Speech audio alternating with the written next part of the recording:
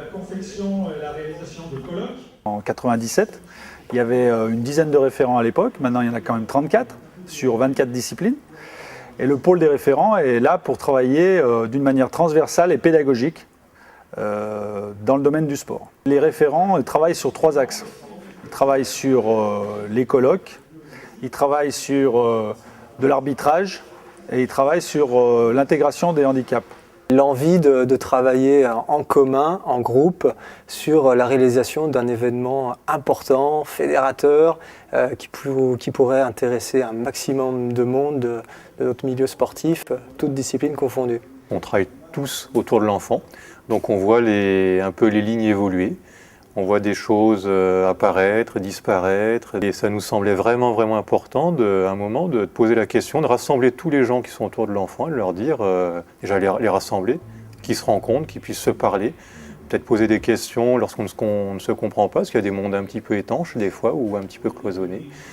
Donc c'était favoriser ce regroupement, cette rencontre, et échanger, et initier un mouvement. J'ai fait mes premiers pas avec ma mère, qui m'a emmené skier, ensuite mon grand-père.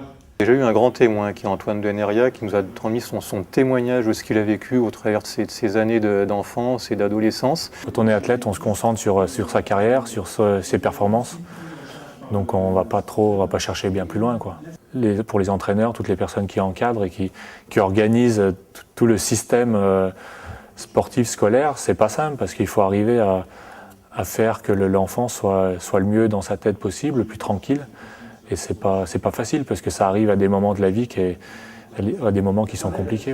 Lui a utilisé une image assez forte, l'enfant est à l'homme ce que le tétard est à la grenouille. Ce colloque, c'est quelque chose qui nous a permis de faire se rencontrer différents mondes. Le monde du sport, le monde de la politique avec le Conseil général, le monde de l'éducation nationale.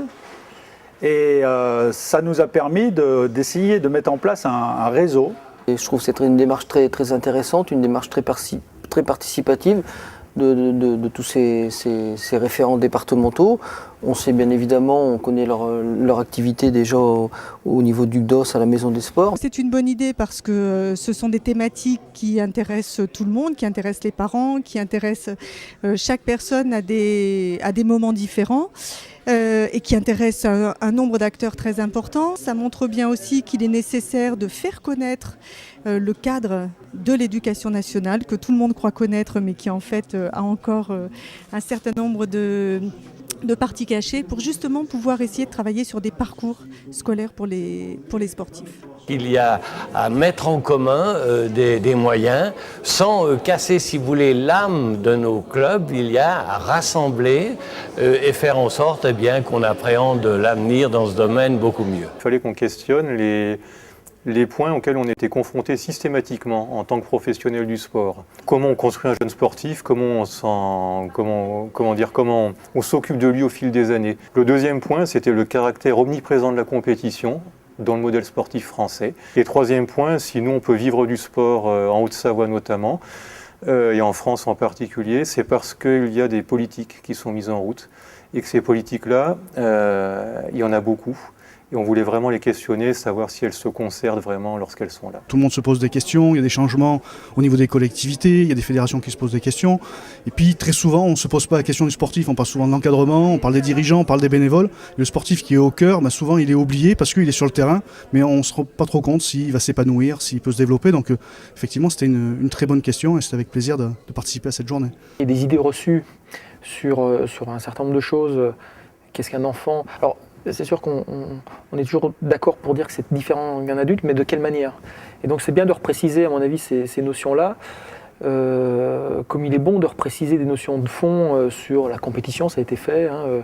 En tout cas, il y a eu des tentatives de le faire sur qu'est-ce que le sport, etc. On s'aperçoit qu'au fil du temps, les structures sportives, jeunesse et sport, pourtant, paradoxalement, l'éducation nationale, construisent leur propre logique de transmission de politique gouvernementale ou de mode de fonctionnement, et que parfois, des intérêts autres que le rôle du jeune sportif dans tout ce système échappent un petit peu. Et je crois qu'il est de temps en temps nécessaire de replacer le jeune sportif au centre du débat, des rythmes scolaires, pourquoi, pour qui, des politiques sportives, pourquoi, pour qui, des gestions d'infrastructures sportives de la même manière et des gestions de clubs et des organisations fédérales, pourquoi et pour qui. Le projet, c'est former qui, former en priorité l'encadrement Et l'encadrement à la base de nos clubs. On est un peu dans notre monde et puis on a du mal à se rendre compte réellement un peu des contraintes ou des perceptions des gens qui sont parfois dans d'autres domaines, mais qui concernent à certains moments les mêmes personnes. Et je crois que c'est bien justement au moins déjà de se mettre à la place d'eux